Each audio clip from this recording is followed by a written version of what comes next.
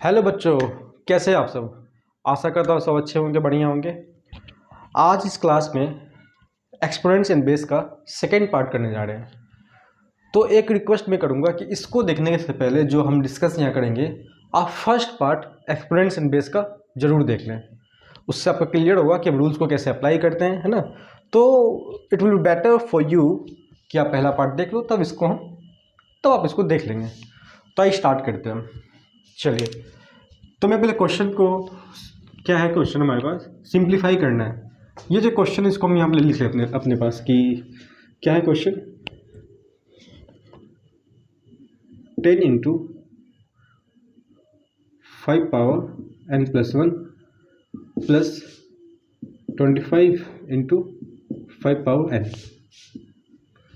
फिर क्या है अपॉन में 3 इंटू 5 का power n plus 2 plus 10 into 5 power n plus 1। देखो, जब भी ऐसा क्वेश्चन आए तो मैं क्या रूल लिख रहा हूँ, एक दो रूल्स लिख देता हूँ, उसको आप अप्लाई करना, हमेशा वही काम आएगा।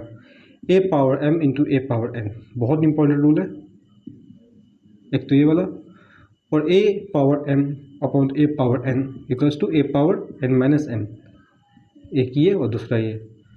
ऐसे क्वेश्चंस में इनका बहुत ज़्यादा रोल है, बहुत ज़्यादा यूज आएगा।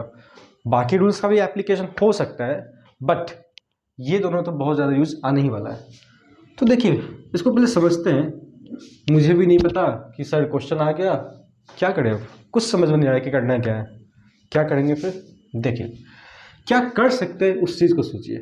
देखिए जैसे 5 है ना, यहाँ 25 5, ठीक है, यहाँ 3, यहाँ 5, तो एक तो 5 ऊपर कुछ 5 नीचे दिख रहा है, तो इसको कुछ इस तरह से ब्रेक करते हैं।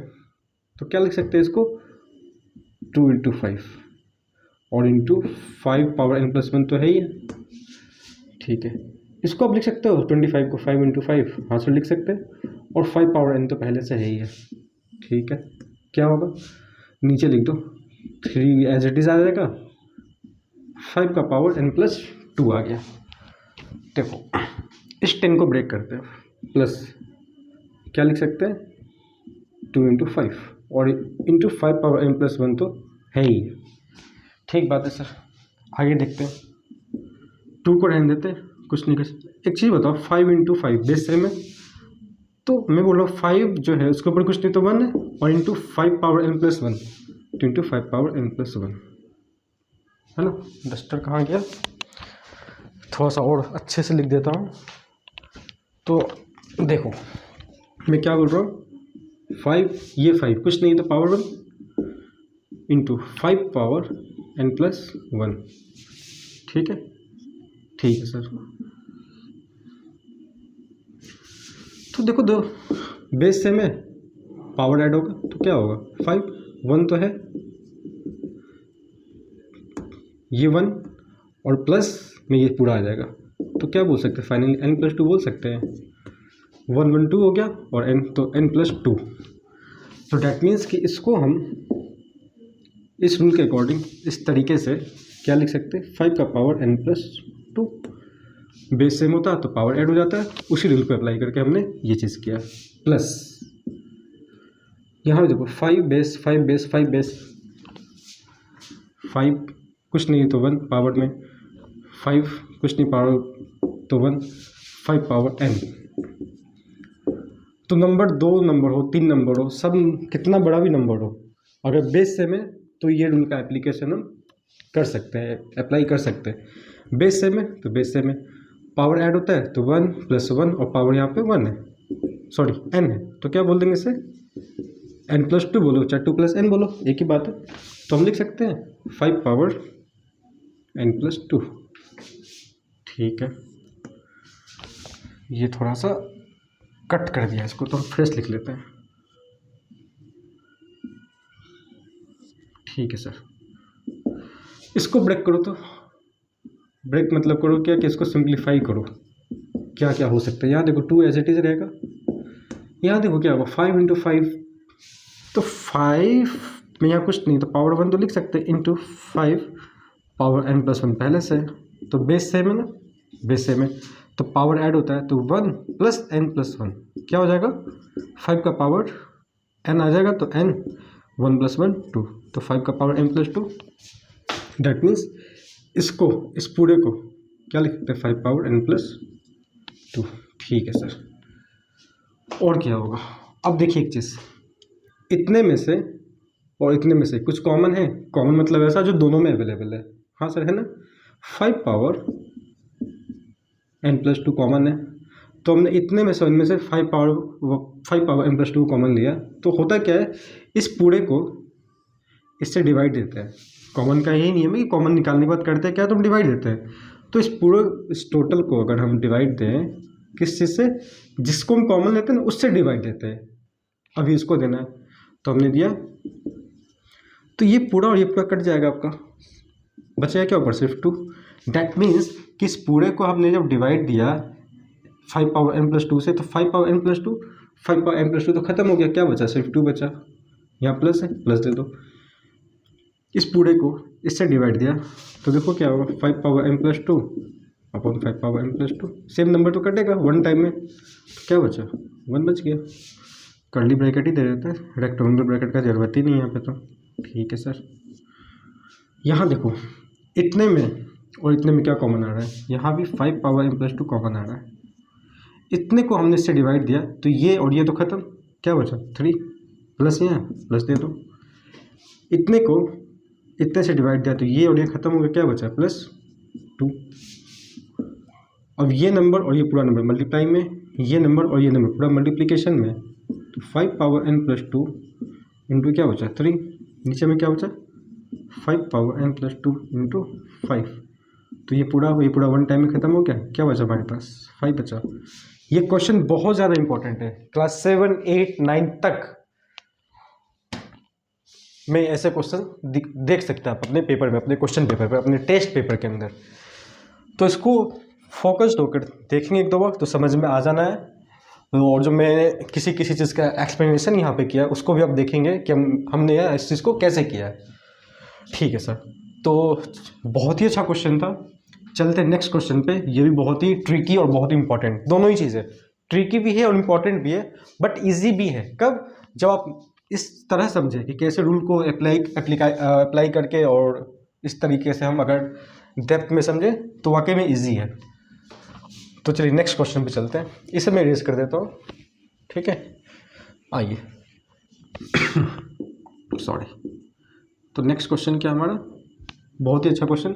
9 पावर n, 9 का पावर n क्या है, फिर 3 power 2 into 3 power n minus 27 का पावर n।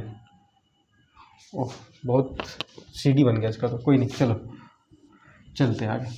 क्या हुआ, 3 पावर 3, इसका होल का पावर 5 गिवन है, इंटू 2 पावर 3। अच्छा, नीचे बस इतना ही गिवन है और इक्वल्स टू में दिया हो। देखो ऐसे क्वेश्चन जब भी आएंगे तो हमने तो इसको इवेल्युएट किया, तो ये क्या आ गया आपका, इसको सॉल्व करके 3/5 आ गया। बट इसके साथ इक्वल्स टू में कुछ गिवन है 27। इसका मतलब हमें ऐसे क्वेश्चन में n का वैल्यू फाइंड करना होता है, n फाइंड करेंगे। देखो 3 3 27 3 27, तो कुछ 3 का मल्टीप्लिकेशन ये सब है, और ये 3 और ये 9 का मल्टीप्लिकेशन, सॉरी 3 का मल्टीप्लिकेशन। तो वो क्या होगा, इसको हम लिख सकते हैं क्या, इस 9 को 3 पावर 2, 3 पावर 2 क्या होता है, 9 ही होता है, और इसका पावर n है तो उसका पावर n लिख दो, इंटू 3 पावर 2 पहले से इसको लिख दो, इंटू 3 पावर n पहले से इसको लिख दो, माइनस क्या 27 को हम 3 का पावर 3 लिख सकते हैं, और होल का पावर n तो पहले से, क्योंकि 3 का पावर 3 27 ही होता है, तो हम 27 को ऐसे भी लिख सकते हैं। ठीक है, समझ गया सर।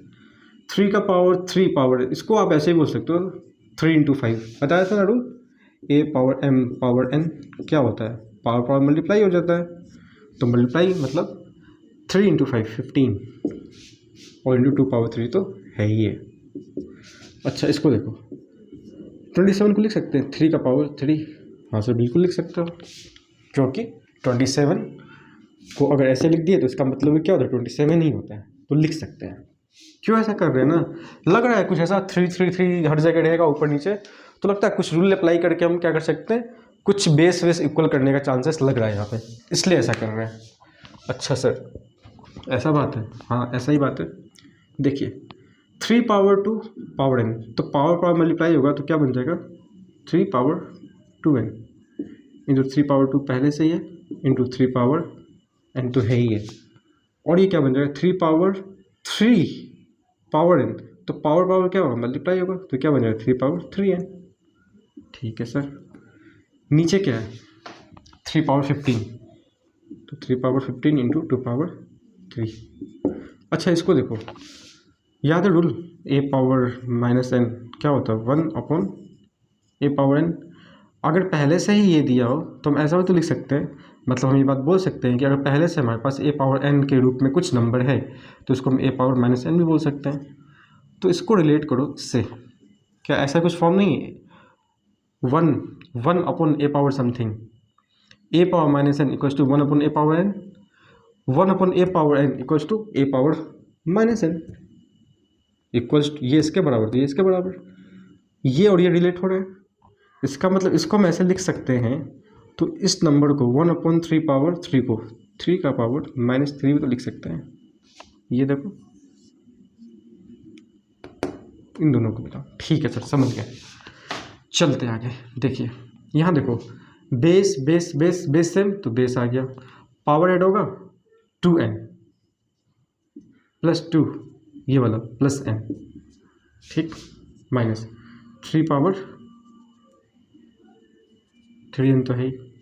अच्छा एक चीज़ और देखो, अब इसके नीचे कुछ नहीं तो 1 तो बोल ही सकते हैं ना, इसको क्रॉस मल्टीप्लाई करें तो हम ऐसा लिख सकते हैं क्या 3 power minus 3 into 3 power 15 into 2 power 3 आ सकता है, बिल्कुल आ सकता है सर, सही बोल रहे हो सर। अब ये इम्प्लाइज का साइन देना जरूरी होता है जब इक्वेशन की फॉर्म में होता है, क्योंकि यहाँ पे भी इक्वल्स टू है तो यहाँ पे इम्प्लाइज का साइन आ जाएगा।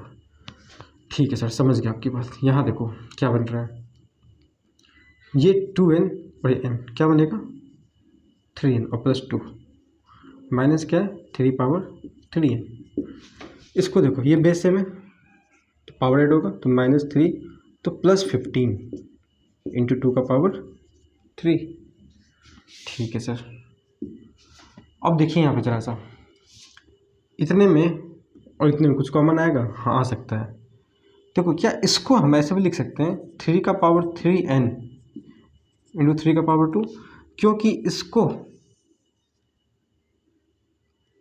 या मैं यूँ बोलूँ अगर इसको हम यहाँ सॉल्व करें तो देखो क्या होगा, बेस सेम है, बेस सेम है, पावर क्या होता है ऐड होता है, तो 3 पावर n प्लस 2 तो बनेगा ही। मतलब देखो इसको अगर ऐसे लिखा तो कोई वैल्यू चेंज नहीं हो रहा, सिर्फ फॉर्म चेंज हो रहा है, और मैथमेटिक्स में हम फॉर्म चेंज कर सकते हैं, वैल्यू चेंज नहीं होना चाहिए। तो वही चीज़ यहाँ पे हो रहा है, मतलब this equals to this, this equals to this. इसका मतलब अगर मैं इसको लिख दिया ऐसे तो कोई फ़र्क नहीं पड़ने वाला वैल्यू पे। मैं ऐसा क्यों लिख रहा हूँ देखो अभी बताऊँगा। मैं यहाँ भी कॉमन ले सकता था बट मैंने इसको और एक्सप्लेन करके ब्रेक करके लिख दिया, तो आपको समझ में आ रहा है कि इतने में और इतने में 3 पावर n तो कॉमन दिख रहा है। ठीक है सर, इसमें क्या होगा 3 माइनस 3 प्लस 15 क्या बचेगा 12 इंटू 2 का पावर 3। ठीक है सर, अब क्या होगा देखो इतने में इतने में 3 का पावर 2 3 का पावर 3n कॉमन ले लो, इसने इस टोटल को इससे डिवाइड देंगे तो ये और ये खत्म हो जाएगा, क्या बचेगा सिर्फ 3 का पावर 2 माइनस या माइनस दो, इस पूरे को इससे डिवाइड देंगे 1 टाइम में ख़त्म तो माइनस 1 3 पावर 12, इसको कर दो 8, 2 का पावर 3 क्या होता है 8 होता है, इसलिए चलो 3 पावर 3n तो रहता है यहाँ पर अपनी जगह, 3 power 2 9 minus 1 equals to 3 power 12 तो अपनी जगह पर है इंटू 8। ठीक है सर, और देखो 3 पावर 3n इंटू ये क्या बन जाएगा 8 बन जाएगा इक्वल्स टू 3 पावर 12 इंटू 8। ठीक बात है सर। अब एक बात सोचो, अगर मैं 8 को इसके नीचे लिया, चाहे इस 8 को नीचे लिया या मैं ऐसा लिख देता हूँ अगर कि 3 power 3n equals to 3 power 12 into 8, नीचे में आ जाएगा ये वाला 8 अगर, तो ये 8 ख़त्म हो जाएगा, क्या बचेगा अपने पास ये ज़्यादा नीचे जा रहा है, मैं इसको इरेज कर देता हूँ। तो देखो क्या बचा अपने पास, 3 पावर 3n, 3 पावर 3n क्या था, तो 3 पावर 12 इंटू 8 था, और इधर जो मल्टीप्लिकेशन में 8 था उसको 8 को हमने नीचे लाया था, तो ये कट गया, तो 3 पावर 3n इक्वल्स टू बचता है 3 पावर 12। बेस सेम होता है तो बेस ख़त्म कर देते हैं, क्या बचता है सिर्फ पावर वाला नंबर, तो 3n आ गया और 12 आ गया, एंड 12 की जगह पे 3 नीचे आ जाएगा, तो 3 बन जा, 3 4 जा, एन क्या आ गया 4। वेरी इंपॉर्टेंट क्वेश्चन, ट्रिकी तो है, इंपॉर्टेंट भी बहुत ज़्यादा आपके एग्जाम में, क्लास 7, क्लास 8, क्लास 9 इनमें से किसी में भी ये क्वेश्चन पूछा जा सकता है, ये वाला और इससे पिछले वाला भी। तो आई होप कि आपको समझ में अच्छे से ये चीज़ आया होगा। तो नेक्स्ट वीडियो में मिलते हैं ऐसे ही कुछ और क्वेश्चंस के साथ। टिल देन रिवाइज करते रहिए, फोकस्ड होकर देखिए, आपको समझ में बिल्कुल आने वाला है। नहीं समझ में आता है कमेंट बॉक्स में आप लिखो, बताओ मेरे को क्या समझ में नहीं आ रहा है, मैं और डिस्कस कर दूंगा। तो मिलते हैं नेक्स्ट वीडियो में कुछ और क्वेश्चन के साथ। Till then bye bye, take care, चलो मिलते हैं, बाय बाय।